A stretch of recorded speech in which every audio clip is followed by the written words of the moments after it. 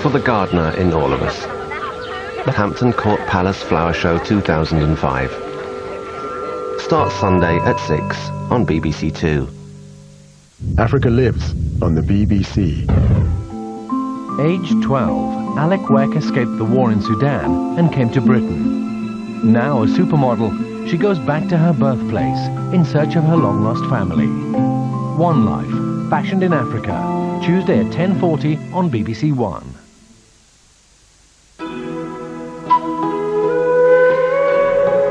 The news now on BBC One with Darren Jordan and Samantha Simmons. It's 1 o'clock. 2 men are found guilty of murdering 3 generations of one family.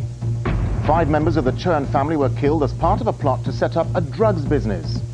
A leading doctor whose evidence helped put a mother in prison defends his actions. Tackling the future direction of Europe, Britain takes over the presidency of the EU. And countdown to the campaign for Africa. Rock stars and protesters, get ready. Later on BBC London, 24 hours to go as the capital prepares for its biggest ever concert. And it was nearly 20 years ago today, rare images of Live Aid go on show.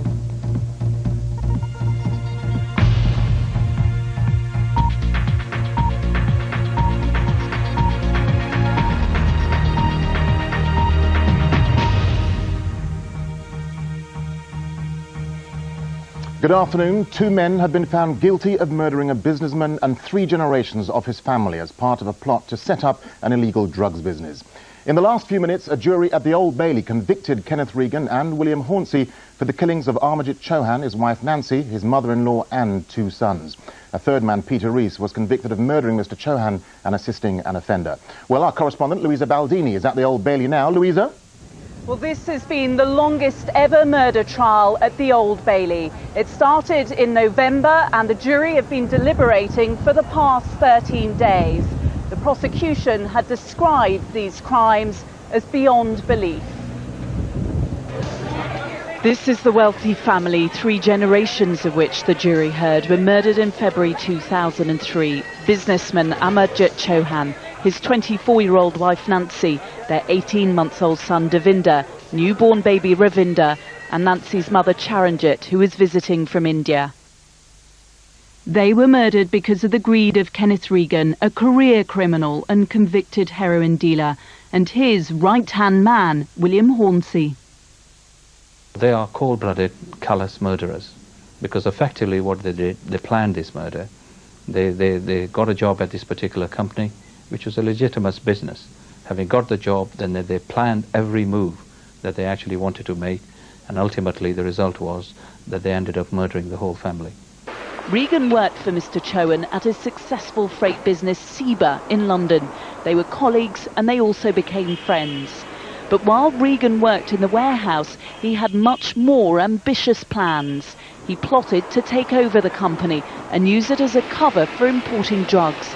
He would make people believe Chohan had given up the business and gone abroad with his family. It was to a car park at Stonehenge that Regan lured his boss on the 13th of February 2003 to meet a supposed business client. But it was a trap, and Chohan was imprisoned, most probably in the garden shed of Regan's home in Wiltshire. Over 3 days he was forced to sign documents handing over his business, including this power of attorney which Regan signed as a witness. Chohan was then drugged, gagged and murdered. At the family's bungalow here in Hounslow in West London, Nancy Chohan was desperately phoning her husband, but to no avail. She had absolutely no idea that he'd been kidnapped by Regan and that he was coming to get her. In order to make Chohan's disappearance look genuine, as though he really had fled the country with his family, he murdered Nancy, her 2 sons and her mother right here in their home. All 5 members of the family were initially buried in farmland in Devon in a grave disguised as a drainage ditch. But later the bodies were exhumed and transported to the south coast. It was at Ringwood Services on the A31 that police later found evidence of the macabre journey. They believe the corpses were in this white van captured on CCTV or in this boat which was used to dump them at sea. Police only began to investigate when Nancy's brother, Onka Verma, refused to believe his relations had vanished. When he couldn't contact his sister or his mother or his brother-in-law, he emailed Scotland Yard from his home in New Zealand. The bodies of Mr. Chowan, Nancy and her mother were discovered in the sea off the south coast a few months later. The couple's 2 young sons have never been found. Kenneth Regan showed absolutely no reaction when the verdicts were returned. William Hornsey simply shook his head, while the third man, Peter Rees, bowed his head. All 3 men will be sentenced next week. Louisa, thank you. The leading paediatrician, Professor Sir Roy Meadow, has begun defending himself against a charge of giving misleading evidence in the case of a woman who was wrongly convicted of killing her 2 children. This morning, Sir Roy told the General Medical Council he'd received no guidance as to what was expected of him as an expert witness. Our correspondent, Alison Holt, is at the hearing now in central London. Alison? Well, this is an important day here at the General Medical Council because it's the first time that we've heard from Professor Sir Roy Meadow, the man who describes himself as being in the eye of the storm. He's faced severe criticism for his role in the wrongful conviction of a number of mothers accused of killing their children. Well, speaking clearly, if a little nervously, we've heard him talk about his career, and we've heard him talk about the ordeal of giving evidence in a criminal trial. For Professor Sir Roy Meadow, today was his first chance to have his say, to respond to his critics. He's charged with serious professional misconduct over the expert evidence he gave at the trial of Sally Clark. Today he started by explaining his research, which first suggested some mothers do harm their babies.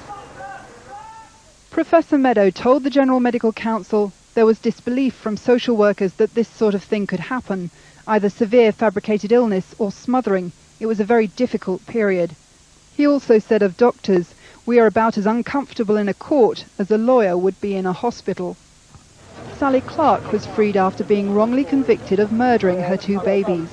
The Clarks believe Professor Meadow made a mistake when he said the chance of 2 cot deaths in her family was 1 in 73 million. Sally's attitude has always been that Professor Sir Roy Meadow has done a tremendous amount of very valuable work in the cause of children, and many children have benefited as a result of it. However, he made a very serious mistake in her case, and it is the job of this particular panel to decide whether what he did was right or wrong. But Professor Meadow is still internationally respected, and the GMC has been hearing in detail what he's achieved in his career. Also today, the editor of the renowned medical journal The Lancet has spoken out to say controversially that Professor Meadow shouldn't be facing charges in the first place. It's trying to show that the failing in the unsafe convictions of Sally Clark was not down to one individual, it was a failing in the judicial system. And also, I think, to try and show that our expectations of expert witnesses, that they can somehow deliver 100% certainty, simply is not possible. Professor Meadow is expected to be giving his evidence for the rest of the day and into Monday. Well, Professor Meadow has just started going into the detail about the Clark case, and this afternoon we expect him to move on to how he reached the figure of 1 in 73 million. OK, Alison, thank you.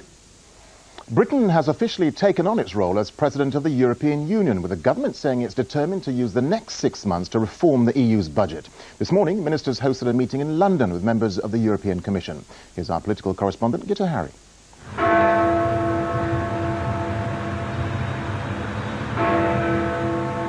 London, Westminster, Whitehall. At the stroke of midnight last night, British ministers and British officials took over the running of the European Union. At a very difficult time, they have just 6 months to make their mark. EU commissioners, the men and women who run the civil service in Brussels, caught the early train to be here. Their agenda for now will be shaped from Downing Street, and one of them, who's extremely familiar with Number 10, offered this advice to Tony Blair. I think Britain can act as an honest broker as long as it remembers that it's not just pursuing its national interests, but as President of the Council of the European Union, it has to represent the interests of Europe as a whole. It has to think in terms of everyone's interests. The Commission President, José Manuel Barroso, was more forceful. Ahead of this meeting with Tony Blair, he called for compromise in crucial negotiations and warned against nationalist rhetoric. There are three big challenges for Britain's EU presidency.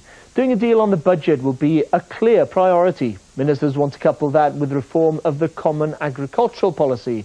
And they'll also take over the negotiations on further EU enlargement, starting talks with Turkey in the autumn.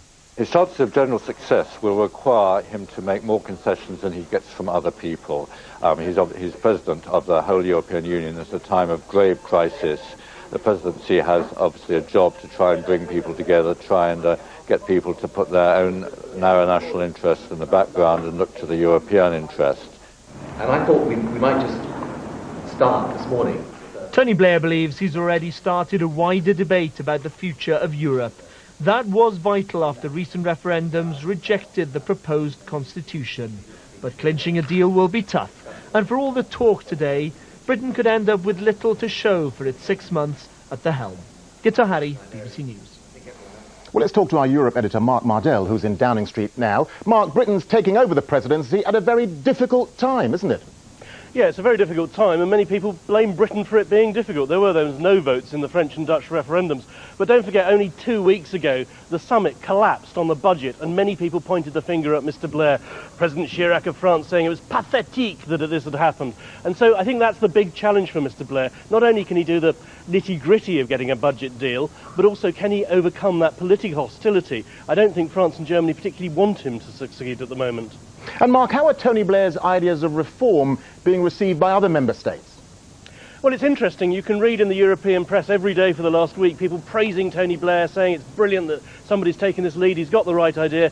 But they also think that his attack on the common agricultural policy is a bit grubby, really there just as a smokescreen to defend Britain's rebate. So I don't think he's got much sympathy for that idea. Mark, thank you. The German Chancellor, Gerhard Schröder, has lost a vote of confidence in the country's parliament. The Chancellor wanted the vote to help trigger an early general election, which could now take place in September. Churches, trees and even the Sydney Harbour Bridge are being wrapped in white bands today as anti-poverty campaigners begin their final push for action at next week's G8 summit. And last-minute preparations are also being made for Saturday's Live 8 concerts. Make Poverty History and the Live 8 team say tomorrow is a crucial day for their campaign. 200,000 people are expected in the heart of Edinburgh for the Make Poverty History March. At the same time, another 200,000 will gather in London's Hyde Park for the Live 8 concert. It's one of 10 concerts taking place around the globe. Organisers say 2 billion people will be watching. Well, our correspondent David Silito is in Hyde Park, but first, Robert Hall, who's in Edinburgh. Robert? Yes, indeed, Darren. This is the Meadows in the heart of the city. This is where the marchers tomorrow will be fed, watered, and as you can see from the stage behind me, entertained. It is, of course, just one event in a global spectacle, and across the globe the curtain has already been raised. At the start of a week where symbolism will be all important, this was a gesture intended to catch the world's eye. From Sydney, where a banner was raised over the famous Harbour Bridge, to Indonesia, where a white band was wrapped around the Great Mosque in Jakarta, and London, where campaigners raised 4 white bands around St Paul's Cathedral. The man at the core of the campaign is hoping that political support will extend beyond this photo opportunity at the satellite music station MTV. Sir Bob Geldof told viewers that the Prime Minister's desire for an agreement on aid and debt relief was the only realistic alternative. For his part, Mr Blair spoke of a passion for Africa that had helped bring him into politics. The arena where he will present his case is now a security bubble. Miles of steel fencing, access points heavily guarded. Precautions that stretch beyond Gleneagles' manicured fairways.